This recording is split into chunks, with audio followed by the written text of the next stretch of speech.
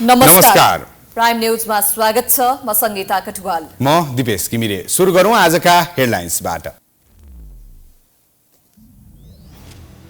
अध्यादेश जारी नगर्ने राष्ट्रपतिको निचोड। जनमत विभाजित भएकाले संविधान अनुसार निर्णय लिने स्पष्ट।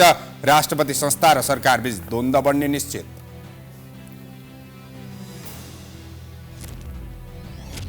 प्रज्ञा प्रतिष्ठानभित्रको थप व्यतिथि उजागर। करोडौंको काम बिना टेन्डर आसेपासेलाई मिलाउने सबै प्रज्ञा सदस्य अवकाशमा। जाँदा जाँदै कागजात मिलाउनै सकस। नेपालमा नसर्ने रोगीको संख्या दिन प्रतिदिन वृद्धि हुँदै। अस्वस्थकर खानपान, निष्क्रिय जीवनशैली प्रमुख कारण। सरकारले स्पष्ट नीति तय गरी लागू गर्नुपर्नेमा जोड। दक्षिण एसियामा वायु प्रदूषण रोक्न तत्काल कदम चाल्न विश्व बैंकको सुझाव। 10 अति प्रदूषित शहर मध्ये 9वटा दक्षिण एसियामा रहेको प्रतिवेदन सार्वजनिक। र मनोज प्रभाकरद्वारा आजैदेखि लागू हुने गरी नेपाल पुरुष क्रिकेट टोलीको मुख्य प्रशिक्षकको पदबाट राजीनामा। नेपाल क्रिकेट संघद्वारा राजीनामा स्वीकृत।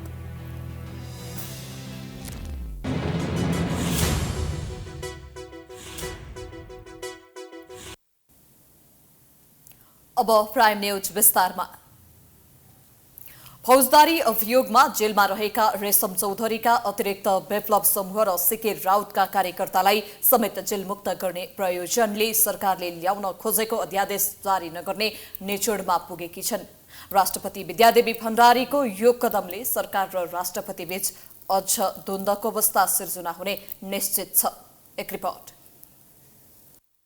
सरकारले अध्यादेश जारी गर्नका लागि राष्ट्रपति कार्यालय पठाएसँगै हौसिएका रेशम चौधरीका समर्थक चौधरी छुट्ने आशामा बिहानै दिल्ली बजार जेल अगाडि माला खादा लिएर स्वागतका लागि बसेका थिए। तर अध्यादेश जारी भएन।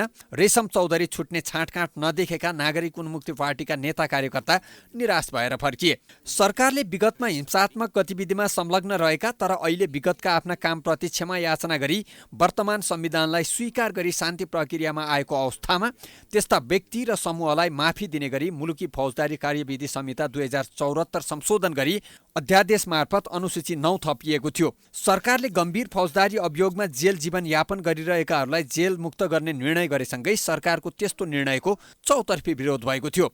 सत्तारूढ नेपाली काङ्ग्रेसकै महामन्त्री गगन थापा र विश्वप्रकाश लगायतका नेताहरूले अध्यादेशको चर्को विरोध गरेका छन्।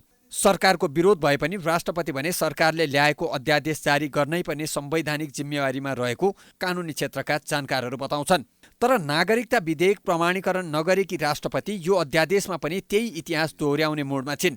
राष्ट्रपति कार्यालयले यो पटक पनि राष्ट्रपतिले संविधान बमोजिम काम गर्ने पुरानै भाषा बोलिरहेको छ, जुन भाषा नागरिकता विधेयक अस्वीकार गर्दा पनि प्रयोग भएको थियो। लेजिस्लेटिभले कानुन बनाउने, एक्जिक्युटिभले एक्ट गर्ने र चाहिँ जुडिसियरीले प्रोटेक्ट गर्ने। यदि चाहिँ के अरे लेजिस्लेटिभले केही गर्यो अथवा एक्जिक्युटिभले संविधान कुरा गर्यो भने त्यहाँ चाहिँ जुडिसियरीले इन्टरफियर गर्छ। अब हामीले के गर्यो भने एकातिर चाहिँ अदालतमा चाहिँ मुद्दाहरू छन्, एकातिर हामीले सही गर्यो भने अदालतको पनि कुराहरू आइरहेछन्। त्यसकारण यो सबै कुराहरू गरेर चाहिँ अगाडि चाहिँ जानुपर्ने स्थिति आउँछ। संसदीय अङ्कगणित पुर्याउन केवल सत्ता स्वार्थका लागि ल्याइएको अध्यादेश विरुद्ध बनेको जनमत र काङ्ग्रेसभित्रकै अन्तर्विरोधले पनि राष्ट्रपतिलाई सरकार विरुद्ध जान सजिलो बनाएको छ। सत्ता स्वार्थले अध्यादेश ल्याउने सरकारको निर्णयको विरोध त भयो नै, तर सरकारले ल्याएका अध्यादेश जारी गर्नै पर्ने संवैधानिक दायित्व भएकी राष्ट्रपतिले संविधानले दिएको अधिकारभन्दा अतिरिक्त अधिकार प्रयोग गरेकोमा विधि र प्रक्रियाका हिसाबले संविधानका जानकारहरू उनको कदम पनि अवैधानिक भएको बताउँछन्। राष्ट्रपतिले यस्तो कदम चालेकोमा गम्भीर संवैधानिक प्रश्न भने जन्माउनेछ, साथै सरकार र राष्ट्रपति बीच अझ तिक्तता बढ्ने निश्चित छ। नेकपा एमालेका नेता भीमबहादुर रावलले सरकारले राष्ट्रपति समक्ष पठाएको अध्यादेश देशको अहितमा रहेको भन्दै तत्काल फिर्ता लिन आग्रह गरेका छन्। बिहिबार काठमाडौँमा आयोजित साक्षात्कार कार्यक्रममा रावलले वर्तमान सरकार काम चलाउ र प्रधानमन्त्री शेरबहादुर देउवा संक्रमणकालीन प्रधानमन्त्री भएकाले अध्यादेश ल्याउनु गैर संवैधानिक भएको जिकिर गरे। अहिले आएको अध्यादेश निहित स्वार्थ बोकेर आएको रावलको आरोप छ। रावलले छैटौं पटक प्रधानमन्त्री हुनको लागि स्वार्थबाट प्रेरित भएर देउवाले यस्तो अध्यादेश जारी गर्न खोजेको उनको भनाइ छ।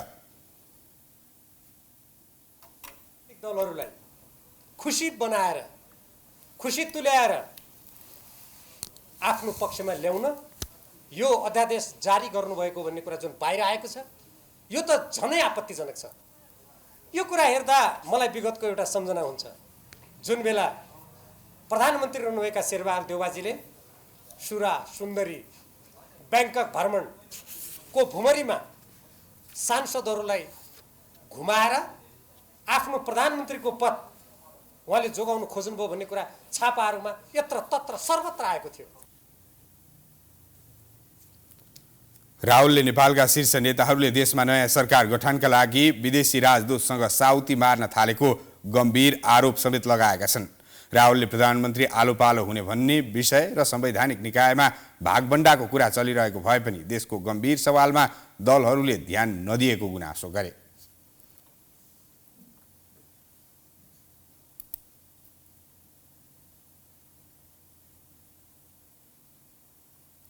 राष्ट्रपति विद्यादेवी भण्डारी समक्ष निर्वाचन आयोगले यही मंसिर 4 मा सम्पन्न प्रतिनिधि सभाको पहिलो हुने निर्वाचित हुने निर्वाचन प्रणाली र समानुपातिक निर्वाचन प्रणालीतर्फको निर्वाचन परिणाम सहितको प्रतिवेदन पेश गरेको छ। राष्ट्रपति कार्यालय शीतल निवासमा आज आयोजित कार्यक्रममा राष्ट्रपति भण्डारी समक्ष प्रमुख निर्वाचन आयुक्त दिनेश कुमार थपलियाले सो प्रतिवेदन पेश गरेका हुन्।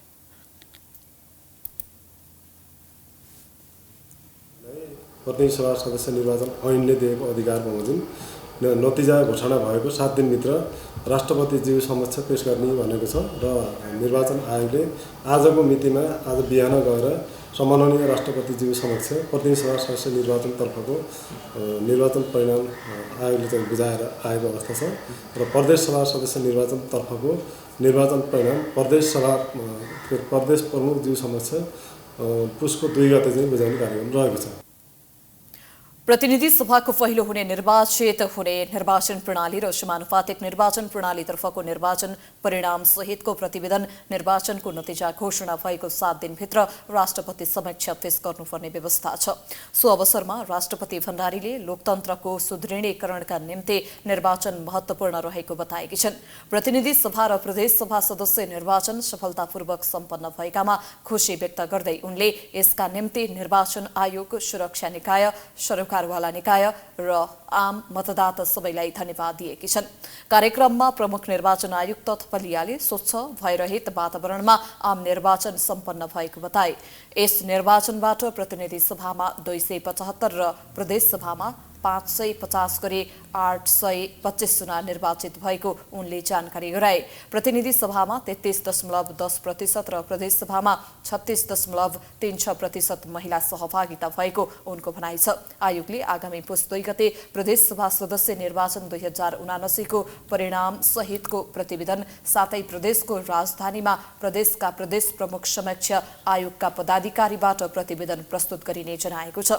सो अवसरमा निर्वाचन आयुक्त ईश्वरी प्रसाद पौडेल, रामप्रसाद भण्डारी, डाक्टर जानकी कुमारी तुलाधर र सगुन शमशेर जबरा तथा आयोगका सचिव गोकर्णमणि दुवाडी लगायत उच्च अधिकारी सहभागी थिए। आजै आयोगले प्रधानमन्त्री शेरबहादुर देउवा र उपराष्ट्रपति नन्दबहादुर पुनलाई पनि प्रतिवेदन बुझाएको छ।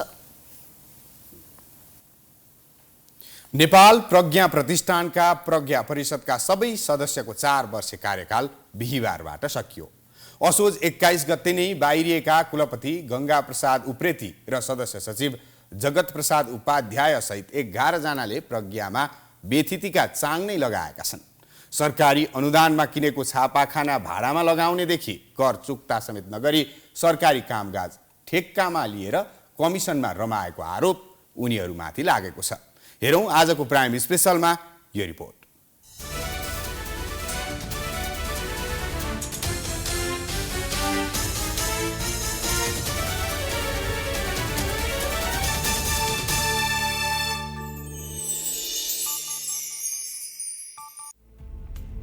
नेपाल प्रज्ञा प्रतिष्ठानमा प्रज्ञा परिषदका सदस्यहरूले 4 वर्षे कार्यकालमा ब्रह्मलुट गरेर बाहिरिएका छन्।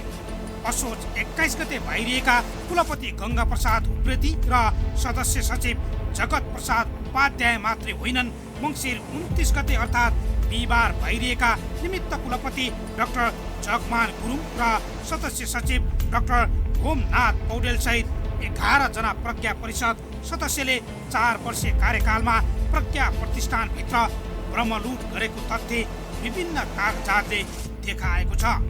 प्रतिष्ठानमा प्राज्ञिक बहस र पैरवी भन्दा पनि ठेक्का प्रक्रियामा कमिसनदेखि वर्षौंसम्म राज्यलाई समेत कर नतिरी परिषदका सदस्य हटाउने मात्रै काम भयो।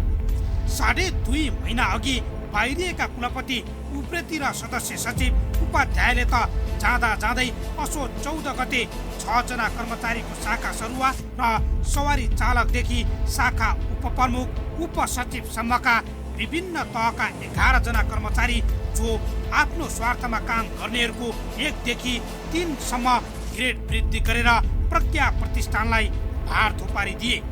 त्यस्तै डबली हल र चौरको समेत शुल्क वृद्धि मात्रै होइन, महाकवि लक्ष्मी प्रसाद देवकोटाको सङ्ग्रहालय काम नसकिँदै उद्घाटनदेखि भुक्तानीसम्मको काम पनि गरे। करारमा 42 जना कर्मचारी भर्ती गरेर अर्को बदमासी उप्रेती र उपाध्यायले गरेको कर्मचारीहरूले नै बताएका छन्। उपकुलपति 1 कार्यकाल र कुलपति 2 गरी 12 वर्ष प्रज्ञा प्रतिष्ठानमा बिताएका उप्रेतीले मासिक 60,000 पाउने गरी आजीवन सदस्य नै बन्न अनेक जाल झेल्नै गरे। आफ्नो कार्यकालको समापनतिर हैन एउटा उत्कृष्ट श्रेय लिएर जाने मौका थियो अहिलेको कार्य समितिलाई, अहिलेको यहाँको लिडरसिप नेतृत्वलाई, र सबैले ताली मारेर अनुमोदन गरेर उहाँहरूलाई बिदाई गर्ने समय थियो। तर दुर्भाग्यपूर्ण के भयो भन्दाखेरि त्यो मौसम रहेन जस्तो मलाई लाग्दछ। प्रज्ञामा जो भागबण्डा राजनीतिक भागबण्डाहरू लगाउने गरिन्छ यसको पनि अन्त्य हुनुपर्छ र योग्य प्राज्ञहरूलाई यहाँ प्रज्ञामा ल्याउनुपर्छ भन्ने मेरो पनि माग छ। आजीवन सदस्यताका नाममा यो प्रावधान तलब सुविधा दिने प्रावधान हटाइनु पर्छ। कुनै उप्रेतीलाई आजीवन सदस्य दिन मुख्य भूमिका खेल्ने निमित्त कुलपति डाक्टर जगमान गुरुङ र सदस्य सचिव डाक्टर हेमनाथ पौडेलले पनि अन्तिम दिन बिहिबार कागजात मिलाउनमै व्यस्त रहे। गोलमाल गरिएको हिसाब मिलाउन उनीहरूलाई हम्मे परेको थियो। प्रज्ञामा सार्वजनिक खरिद नियमावलीलाई धच्ची उडाउँदै 100 करोडौंका काम बिना टेन्डर गरिएको छ। त्यस्तै छपाईको काम सोझै प्रज्ञाले आफ्नो मनलाग्दो निर्णय गरी ग्लोबल प्रिन्ट कलेक्सन प्रणालीलाई दिँदै आएको छ। प्रज्ञा प्रतिष्ठानको प्रज्ञा आधुनिक छापाखाना सरकारको अनुदानमा किनेर कम्पाउन्डभित्र प्रतिष्ठानको भ्याट बिल प्रयोग गरी ग्लोबल प्रिन्ट कलेक्सनलाई पोस्ने काम भएको छ। सो कम्पनीले मासिक 7 लाख पनि भाडा बुझाउँदैन। अझ प्रज्ञाले गरेका हरेक काममा वैधानिकताको प्रश्न उठेको छ। 2 वर्षदेखि प्रज्ञा आधुनिक छापाखानाको भ्याट नवीकरण अथवा कर चुक्ता समेत छैन। तर पनि करोडौंको काम सरकारी तथा विभिन्न निकायबाट कमिसनकै भरमा विभिन्न छपाईको काम ल्याएर राजस्वको समेत ठुलो चलखेल भइरहेको छ। यो कर चुक्ता नगरिएको तथ्य र सरकारी निकायले दिएको कामको विवरण हेरौँ।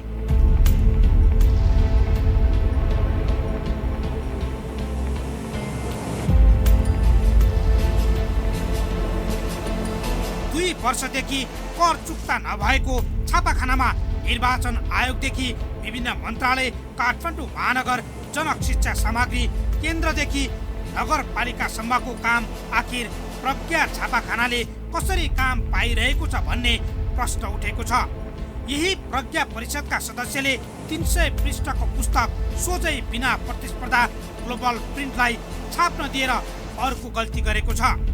2 वर्ष अघि नै उद्घाटन भएको हल बुकिङ एप सञ्चालनमा ल्याइएको छैन, किनकि हल कर्मचारीले नै बुकिङमा राखेर कमिसन खाने धन्दा प्रज्ञामा चलिरहेको छ।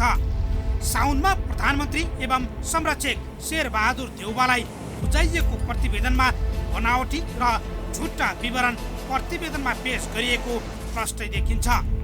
प्रज्ञालाई छुट्याइएको बजेट नै कर्मचारी पाल्नमा सकिने गरेको छ।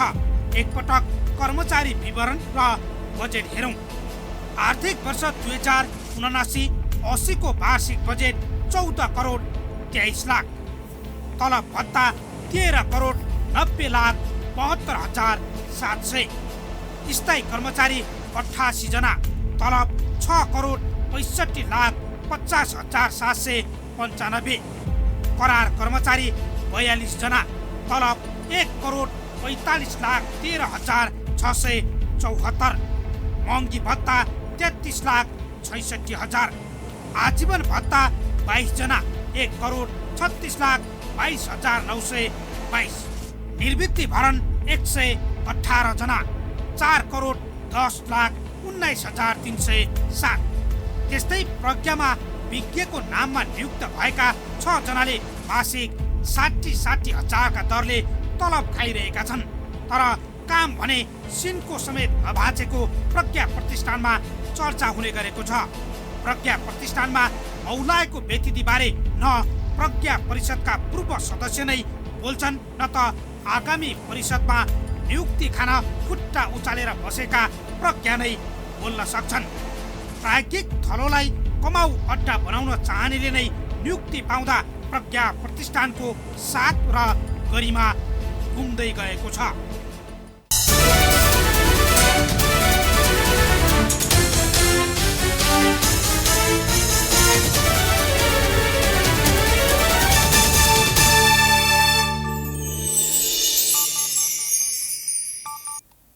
नेपालमा पछिल्लो समय नसर्ने रोगहरू निकै बढेको पाइएको छ। प्रकोपको कारण ठूलो मात्रामा धनजनको क्षति हुनुका साथै मृत्यु हुनेको संख्यामा उल्लेखनीय रूपमा वृद्धि भएको अध्ययनले देखाएको छ। नेपालमा भएका कुल मृत्युमध्ये नसर्ने रोगबाट हुने मृत्युको अनुपात सन् 2010 मा 51% बढेर अहिले 71 पुगेको तथ्याङ्कले देखाएको छ। एक रिपोर्ट। बेला मौकामा फैलिने भाइरसका महामारीले छोटो समयमा धेरैको ज्यान लिने गरेको छ। कोरोना महामारी पनि यसको एउटा उदाहरण हो। यस्ता महामारी विश्वभर धेरै पटक फैलिएका छन्, तर सूक्ष्म रूपमा मानव स्वास्थ्यमा प्रवेश गर्दै ज्यान लिने नसर्ने रोगको खतरा झनै बढ्दै गएको छ। सबै उमेर समूहमा नसर्ने रोगको प्रकोप बढेको विभिन्न समयमा गरिएको अध्ययनले पुष्टि समेत गरेका छन्। फेरिएको जीवनशैली र विषादीयुक्त खानाका कारण नसर्ने रोगको अत्यास लाग्दो स्थिति सृजना भएको छ।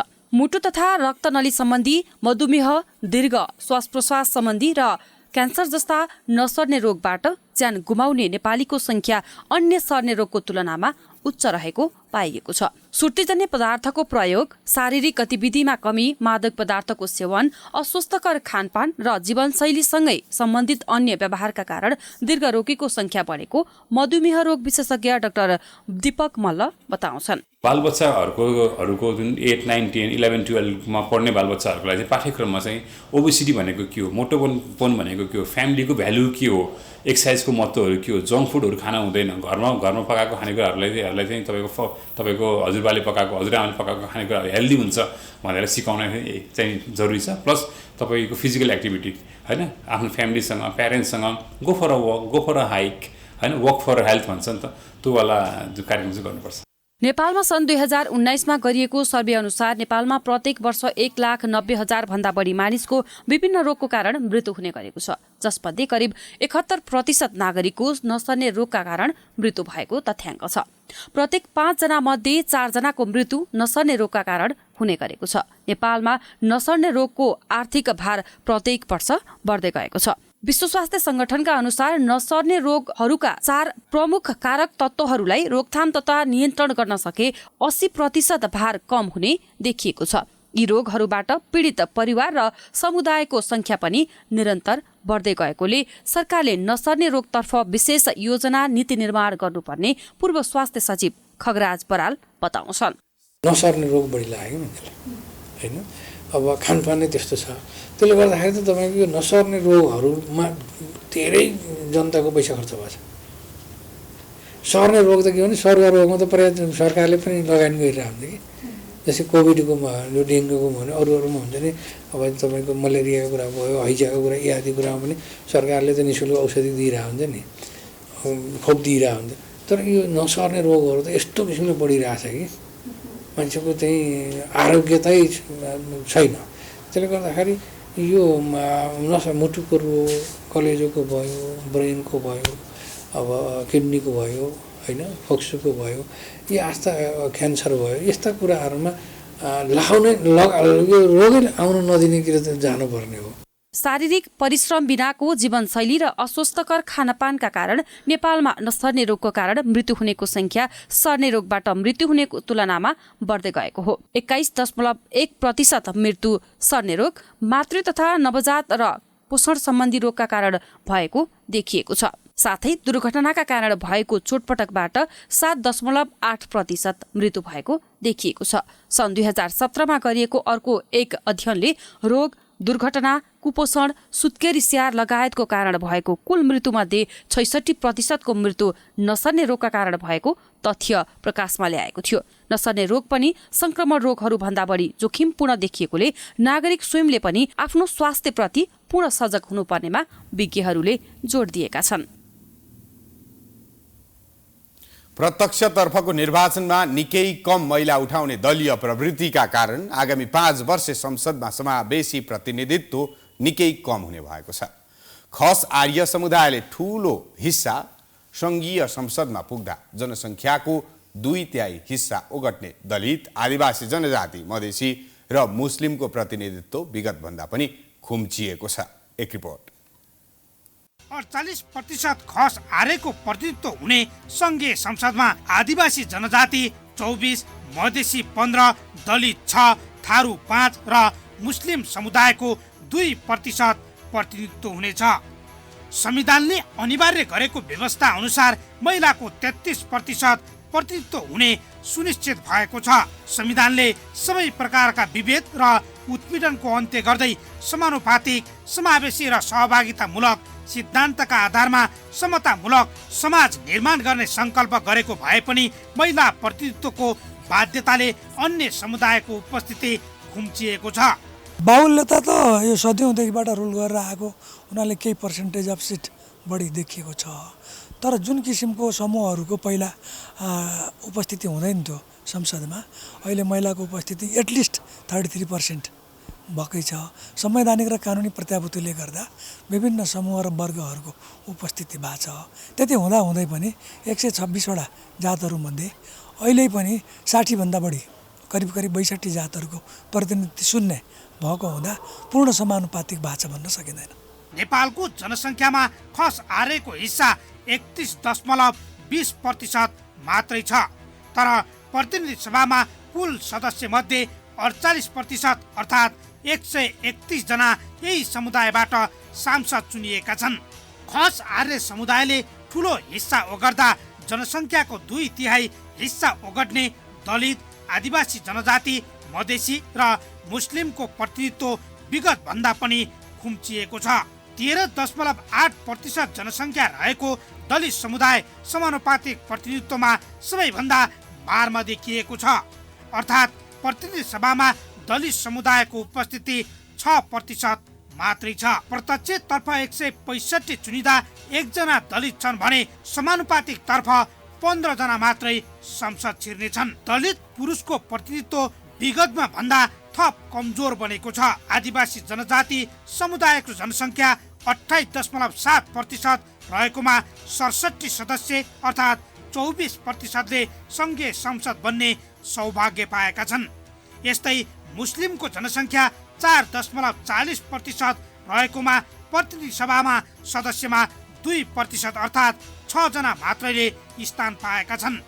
प्रत्यक्षतर्फ 165 निर्वाचित हुँदा 1 जना पनि मुस्लिम निर्वाचित भएनन्। 15.30% जनसङ्ख्या रहेको मधेसी समुदायको भने जनसङ्ख्याको हाराहारी 15% अर्थात् 40 जना सांसद चुनिएका छन्।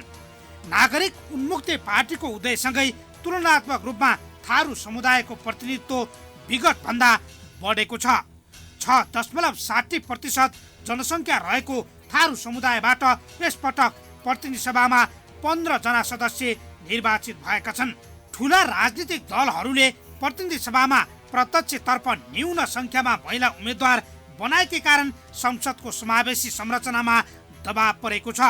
संघीय संसदमा महिला प्रतिनिधित्व मात्रै कमजोर बनेको छैन, संघीय संसदको सम्पूर्ण बनोट नै कम समावेशी देखिएको छ। संविधान कानुनले बाध्य बनाएको अवस्थामा बाहेक दलहरू समानुपातिक समावेशी प्रणालीप्रति उदासीन छन् भन्ने तथ्य पछिल्लो संसदीय निर्वाचनको परिणामले देखाएको छ। दलीय नेतृत्वले उदार भएर उम्मेद्वार छनौटमा ध्यान दिने हो भने प्रत्यक्षतर्फ नै बढी महिला चुनिएर 1/3 महिला पुर्याउन समानुपातिकमा धेरै भर पर्नुपर्ने बाध्यता पर्छ। उक्त सूचीबाट अरू सीमान्तकृत समूहका लागि सदस्य चयन गर्न सकिन्छ। यति सम्भव सुधारमा ध्यान दिए मात्रै पनि संसदलाई थप समावेशी बनाउन सकिन्छ। तर ठुला दल र शीर्ष नेताहरूले नै यतातर्फ गम्भीर ध्यान दिएका छैनन्। यसै सन्दर्भमा हामीले संसदमा समावेशिता किन प्रभावकारी बन्न सकेन भनेर सर्वसाधारणलाई सोधेका छौं। हेरौं उनीहरूको भनाई आजको आम विचारमा।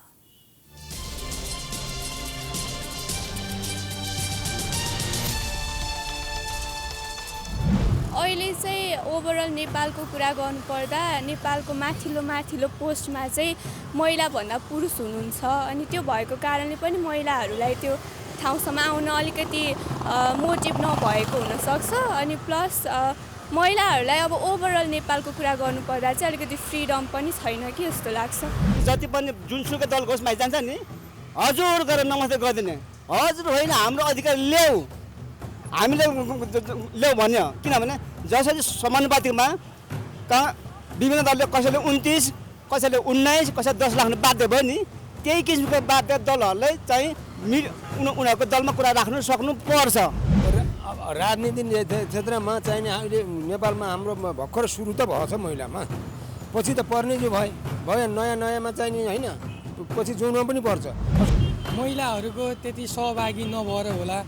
महिलाहरू नेपालमा महिलाहरू भनेको घरमा बस्ने, घरायसी काम गर्ने, यताउति नडुल्ने, यताउति हाउभाउ नहुने भएको कारणले महिलाले त्यति आफ्नो इच्छा शक्ति जगाउनु भएन होला। पहिलो कुरा के भन्दाखेरि फ्यामिलीले नै सपोर्टै गर्दैन। अनि म राजनीतिमा जान्छु भन्दा मेरो प्यारेन्ट्सहरूले, मेरो बाबाआमाले त किन जानु, त्यहाँ राजनीति राम्रो छैन भन्नुहुन्छ। दोस्रो कुरा के भन्छ नि, कतिपय वुमनहरूलाई थाहा नै छैन क्या हाम्रो राइट्स के हो भनेर।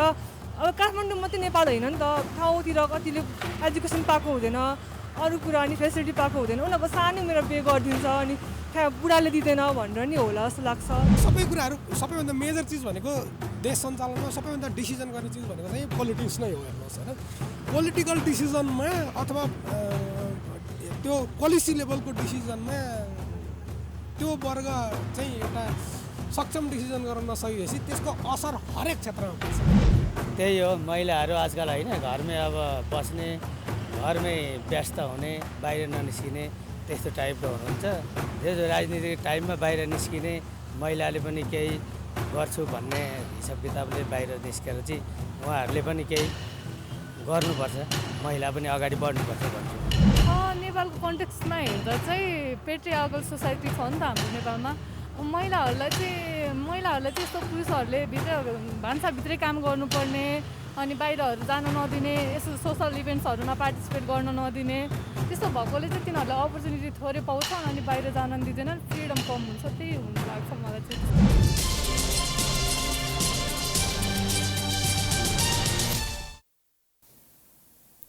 शहरी विकास मन्त्री मेटमणि चौधरीले बढ्दै गरेको शहरी चापका कारण काठमाडौँ शहरको व्यवस्थित बसोबास र सौन्दर्यता एवं मौलिकता कायम राख्न चुनौती सृजना भएको बताएका छन्। 28औं महानगर दिवसको अवसरमा आयोजित कार्यक्रममा मन्त्री चौधरीले विभिन्न अवसरको खोजीमा राजधानी शहर काठमाडौँमा भित्रिने जनसङ्ख्या बढ्दै गएकाले व्यवस्थित बसोबास हुन नसकेको बताएका हुन्। उनले वर्तमान परिप्रेक्ष्यमा व्यवस्थित, सफा र सुन्दर शहर निर्माणका लागि आवश्यक पूर्वाधारको विकास गर्न र शहरी क्षेत्रको बासिन्दाहरूको जीवनस्तरमा सुधार ल्याउन तत्काल ठोस कार्यक्रम जरुरी भइसकेको बताए। व्यवस्थित, सफा र सुन्दर शहरको निर्माण गर्ने, आवश्यक पूर्वाधारको विकास गर्न, शहरी क्षेत्रका बासिन्दाहरूको जीवनस्तरमा सुधार ल्याउन तत्काल ठोस कार्यहरू सुरु गर्न अति जरुरी भइसकेको छ। त्यस्तै काठमाडौँ महानगरपालिकाका प्रमुख बालेन्द्र शाहले महानगरको विकासमा सबैले हातेमालो गर्नुपर्ने बताए। आउँदो वर्षमा आगामी दिनहरूमा पनि एउटा जागरका साथ, एउटा उत्साहका साथ महानगरको लागि, विकासको लागि कार्यक्रमहरू गर्नलाई उहाँहरूलाई ऊर्जा दिनुहोस् भनेर विभिन्न समितिहरूले सिफारिस गरेको नामबाट चाहिँ उहाँहरू पुरस्कृत हुनुभएको छ। र अर्को हामीले आज यहाँ एप एउटा सार्वजनिक गर्यो, जुन एप मार्फत वडाबाट गरिने सिफारिसहरू हामीले जुन सेवा सुविधाहरू वार्डमा लिएर लाइन बसेर होइन त्यहाँनिर विभिन्न कोठाहरूमा गएर लिनुपर्ने कुराहरूलाई चाहिँ अनलाइन मार्फत नै हामीले रिक्वेस्ट गर्न सक्छौँ। कार्यक्रममा काठमाडौँ महानगरपालिकाका पूर्व प्रमुख विद्यासुन्दर साक्य, ललितपुर महानगरका प्रमुख चेरीबाबु महर्जन, काठमाडौँ क्षेत्र नम्बर 2 बाट निर्वाचित शोभिता गौतम लगायतको सहभागिता थियो भने विभिन्न व्यक्तिहरूलाई सम्मान पनि गरिएको थियो।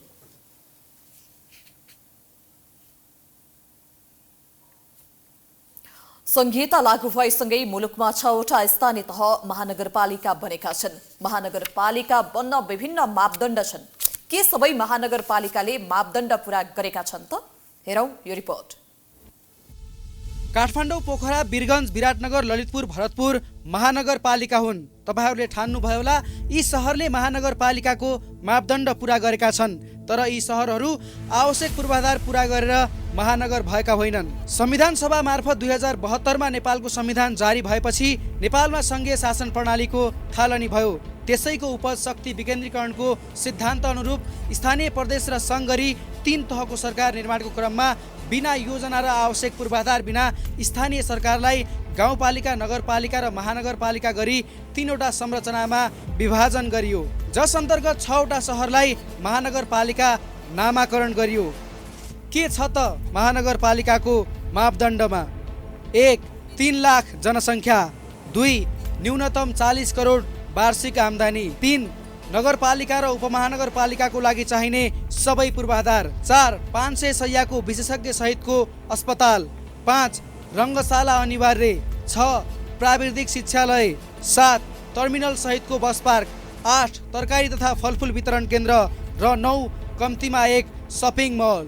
विश्वमा हेर्ने हो भने महानगर हुनका लागि उपभोग, सिंचन, यातायात, वातावरणीय स्वच्छता, वन उद्यान, कल कारखाना र उद्योग धन्दा सञ्चालन गर्न पर्याप्त पानी पहिलो शर्त हो। तर मुलुकका प्रायजसो महानगरले पानीको हाहाकार खेपिरहेका छन्। महानगरमा शिक्षा र स्वास्थ्यका विशिष्टीकृत संस्थाहरू, होटेल, खेलकुद, आगलागी र विपद व्यवस्थापन, बहुयातायात साधन व्यवस्था, फोहोर मैला व्यवस्थापन र कला कौशलका केन्द्रहरू हुनुपर्छ।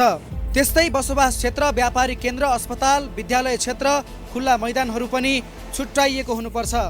संविधानमा स्थानीय तहले स्थानीय स्तरका विकास आयोजना सञ्चालन गर्ने भनिएको छ, तर महानगरले केन्द्रीय सरकारले बनाउने खालका बहुतले भवनहरू, जमिन मुनि वा माथिबाट चल्ने रेलमार्ग, आकाशमार्ग, विशिष्टीकृत सेवा दिने अस्पताल जस्ता आयोजना सञ्चालन गर्न सकेका छन् त? पक्कै छैनन्। न बजेट न व्यवस्थापन। मुलुकका महानगरहरू अस्तव्यस्तको नमुनाको रूपमा परिचित हुँदैछन्। महानगरपालिकाले विशेष योजना सहित काम गर्न नसके महानगरपालिका अबका दिनमा महानगरपालिकाको रूपमा नरहने कतिपयको बुझाइ छ। सबै नगरपालिकाहरूलाई स्थानीय सरकार हो भने विकास निर्माणको सम्पूर्ण कामहरू उनीहरूलाई जिम्मा लगाउनुपर्छ। धेरै ठुला स्ट्राटेजिक कुराहरू मात्र माथिबाट हेरिनुपर्छ, जुन चाहिँ अहिले अझै भएको छैन। त्यसैले त्यसको लागि अलि बढी चाहिँ महानगरपालिका भन्दा पनि अलि बढी चाहिँ सङ्घीय सरकार चाहिँ दोषी हो कि जस्तो लाग्छ। शासन विकेन्द्रीकरण गर्ने संहिता जस्तो महत्त्वपूर्ण शासन पद्धति सफल बनाउनका लागि महानगरलाई सशक्त योजनाका साथ अगाडि बढाउन काम थाल्नुपर्ने देखिन्छ, अनि मात्र जनप्रतिनिधिले प्रभावकारी काम गर्न सक्षम हुनेछन्।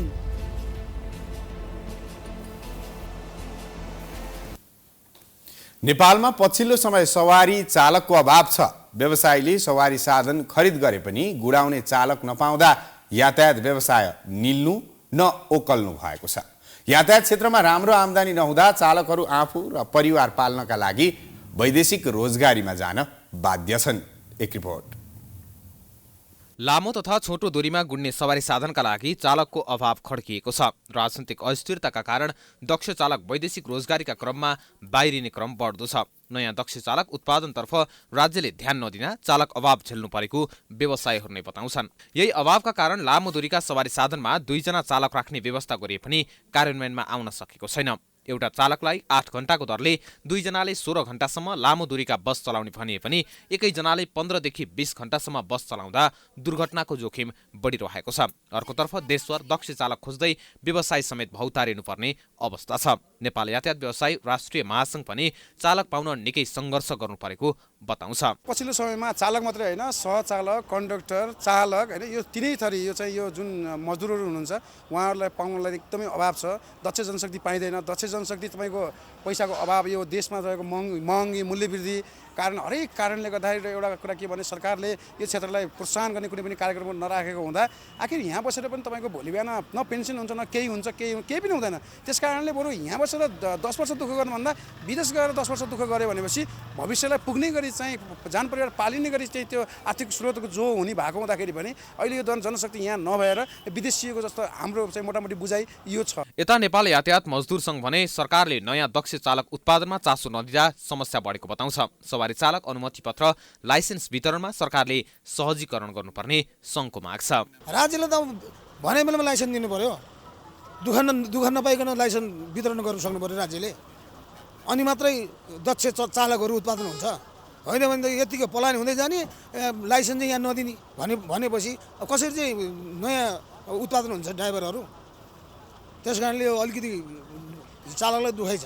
यातायात मजदुर भने चालक अभाव हुनुमा मुख्य दोष व्यवसायकै भएको बताउँछन्। सङ्कटका बेलामा आफूसँग रहेका चालक सहचालकलाई आर्थिक तथा सुरक्षा दिन नसकेका कारण धेरै चालकहरू पलायन हुनु परेको उनीहरूको जिकिर छ। समयमा तलब नपाउने समस्याले समेत अधिकांश चालकहरू देश छाड्न बाध्य छन्। निजी सवारीको चाप बढे अनुसार सडक पूर्वाधारको अवस्था सुध्रिएको छैन।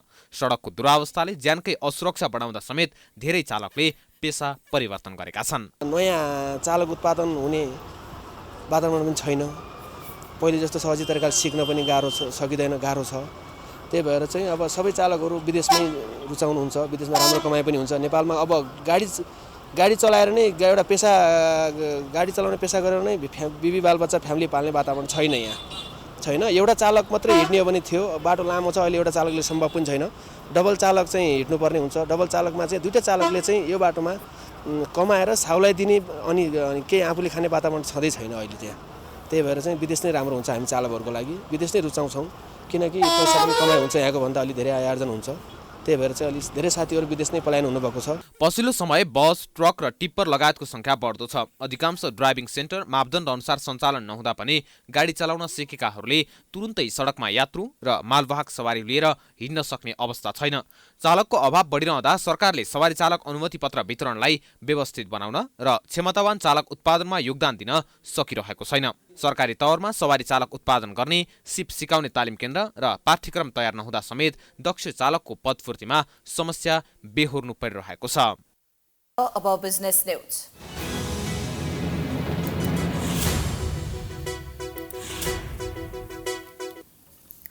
मुलुकको विदेशी मुद्रा सञ्चितमा सुधार देखिएको छ।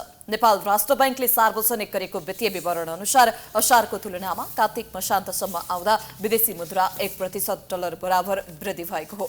असार मसान्तमा 9 अर्ब 54 करोड अमेरिकी डलर बराबर रहेको सञ्चित असोज मसान्तमा 9 अर्ब 63 करोड डलर कायम भएको हो। नेपाली मुद्रामा भने कुल विदेशी मुद्रा सञ्चित 12 खर्ब 46 अर्ब 27 करोड रहेको राष्ट्र बैंकले जनाएको छ। त्यस्तै केन्द्रीय बैंकको तथ्याङ्क अनुसार चालु आर्थिक वर्षको साउनदेखि कार्तिक मसान्तसम्म 3 खर्ब 78 अर्ब 4 करोड रुपैयाँ बराबर रेमिट्यान्स भित्रिएको छ। यो रेमिट्यान्स आप्रवाह गत वर्षको सोही अवधिको तुलनामा 20.4% बढी हो। अमेरिकी डलरमा रेमिट्यान्स 10.8% ले बढेको छ। अब स्पोर्ट्स न्यूज।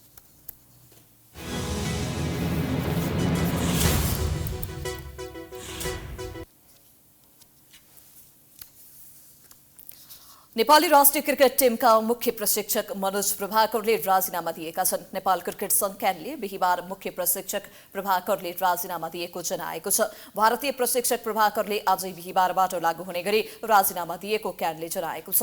प्रभाकरको राजीनामा क्यानले स्वीकृत समेत गरेको जनाएको छ। राजीनामा दिनु अघि नै प्रभाकर भारत फर्किसकेका छन्। तत्कालीन मुख्य प्रशिक्षक पुबोधु दासनायकेले राजीनामा दिएपछि गत साउनमा क्यानले प्रभाकरलाई नियुक्त गरेको हो। क्यानले प्रभाकरसँग 1 वर्षको सम्झौता गरेको थियो, तर सम्झौता अघि नै प्रभाकरले पद छाडेका हुन्। प्रभाकरको नेतृत्वमा नेपालले पछिल्लो समय खराब प्रदर्शनलाई निरन्तरता दिएको थियो, जसको कारण प्रभाकरको राजीनामा आएको हो।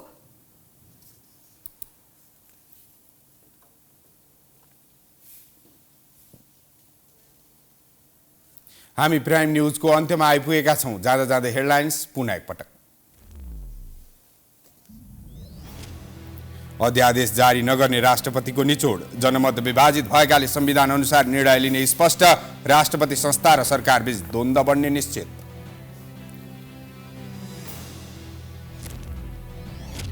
प्रज्ञा प्रतिष्ठानभित्रको थप व्यतिथि उजागर। करोडौंको काम बिना टेन्डर आसेपासेलाई मिलाउने सबै प्रज्ञा सदस्य अवकाशमा।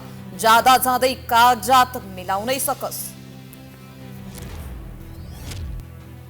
नेपालमा नसर्ने रोगीको संख्या दिन प्रतिदिन वृद्धि हुँदै। अस्वस्थकर खानपान, निष्क्रिय जीवनशैली प्रमुख कारण।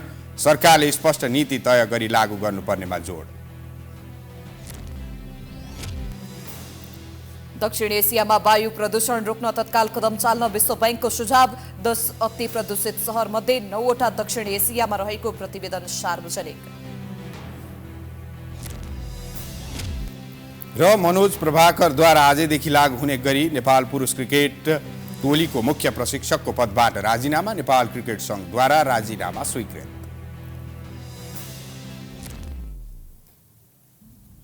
प्राइम न्यूज अहिलेलाई सकियो। यसपछिको प्रस्तुति जनता जान्न चाहन्छन् ऋषि धमलाको साथमा। हेर्दै गर्नुहोला प्राइम टेलिभिजन। नमस्कार।